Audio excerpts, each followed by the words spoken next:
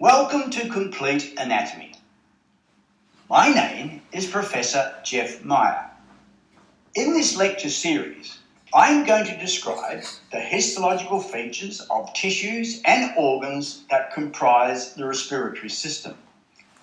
The respiratory system includes the nasal cavity, nasopharynx, larynx, trachea, bronchi, and the air passageways, which would include bronchi, bronchioles, and alveoli within the lung.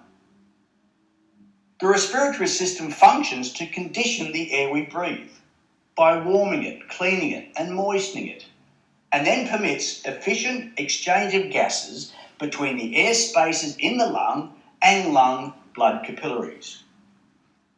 Having listened to my descriptions, reviewing some anatomy images, then mostly using images taken at various magnifications from histological sections, you should know the structure and functions of the nasal conchae, cellular components of respiratory tract epithelium and where it is located, cellular components of olfactory epithelium and also where it is located. Know the structure and understand the function of the epiglottis, the histological components of the vocal folds and ventricular folds in the larynx, the structure of the trachea.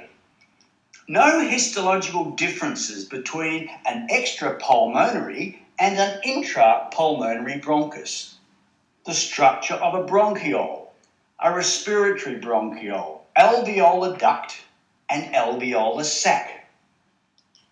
Know the two separate blood supplies to the pulmonary acinus and understand their functions. Know cellular components that make up the interalveolar septum and differences between a type 1 and a type 2 alveolar cell or pneumocyte and the functions of these two cells and other cells within the alveolar wall.